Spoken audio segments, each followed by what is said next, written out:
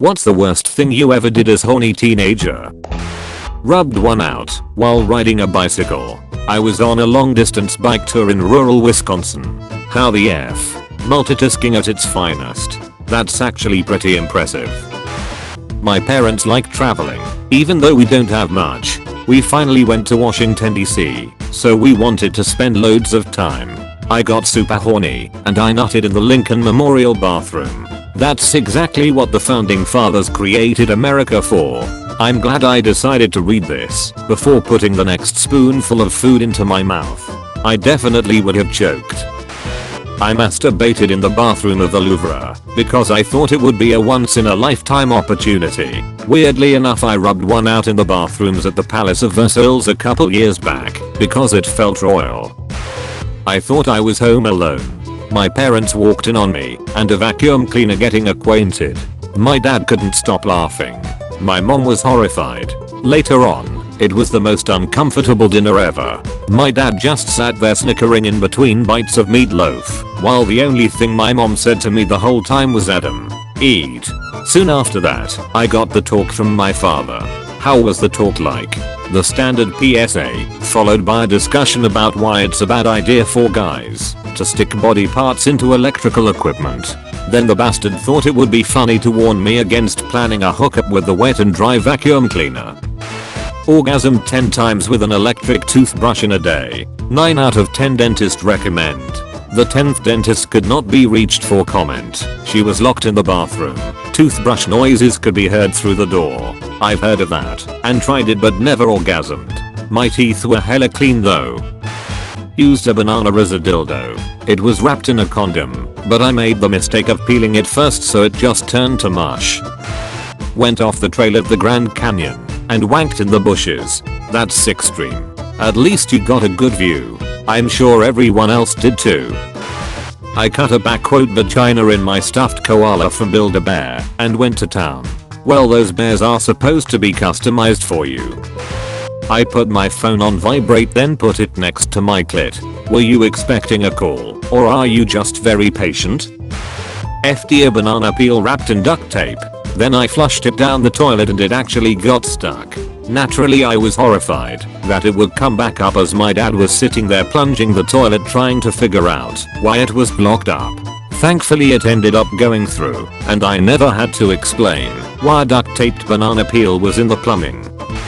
Around 16 years old, 16 years ago, before handheld screens were a thing, I got drunk alone at my parents' and printed off almost 50 pages of close-up vaginas and plastered them all over the bathroom wall with thumbtacks. After an awesome 360 degrees wank session, I went to my room and passed out drunk before I could dispose of the evidence. My sister walked into the vagina room before I got rid of it. She still jokingly brings that up over a decade later. As if that was embarrassing enough, soon after my father used the computer for work reasons and had to use the printer. There was one gigantic vag left in the printer queue. I've posted this before but deleted it, but I grew up in a very conservative Christian home, so asking my mom for birth control and or condoms was not an option. So asking to get a dildo was out of the question.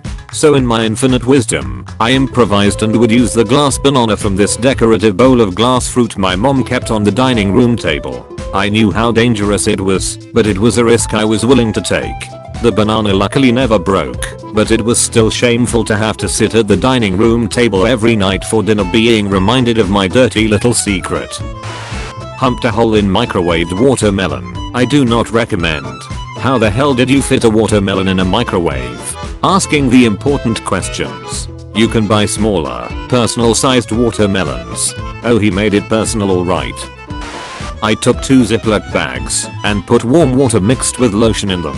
Mixed them together in the bags and put them under the mattress right on the edge. Was going to town on it and it felt amazing until one of the bags burst and got liquidy lotion all over my mattress. I had no idea the damage until years later when I moved out. That spot was moldy and super gross, and I had no idea I was sleeping on that for years. Back in the day, if your parents were home, there was nowhere in this town where you could bang. The cops patrolled every dead-end street and every nearly empty parking lot. So I got the bright idea to pull my car alongside other cars at a dealership lot and use that as a spot to bang in plain sight. Never got caught, but if they were checking the cameras, someone saw a lot. Used my mother's vibrator. I think she figured out because I couldn't remember in which shelf I found it, so I just buried it in one of them. Humped all my teddy bears in pillows. Used my electric toothbrush. Used a candle. It started melting a bit cause it's really hot in there. Then I put a condom on it. A banana, cucumber, carrot with a condom on. Used this sword I used to have that had a handle that was shaped like a penis. I got caught many times by my mother humping the pillows / teddy bears when I was like 12. There's probably more but nothing else comes to mind. Yes, a banana, cucumber, carrot. A fine vegetable. Not me, but I just found out what my nephew did and I couldn't stop laughing. My cousin was moving towns and had to stay with my sister for a few days. She went into the shared bathroom to take a shower, and in the shower was a pocket flashlight thingy. She told my sister and my sister was completely embarrassed because the only other person that uses that bathroom is my nephew. My sister threw it away and later confronted my nephew and their conversation went like this. I found your toy in the shower. What did you do with it? I threw that disgusting thing away. That was expensive. You owe me a new one. This wasn't me, but it was something that the brother of a friend did. Basically he was getting hot and heavy with his girlfriend and noticed he did not have a condom. I guess he really wanted to have sex and he really wanted to use protection. Basically he made a makeshift condom out of a Ziploc bag and some rubber bands and proceeded to have sex with his girlfriend with it to completion. Kudos to him for sticking with wrap it before you tap it though.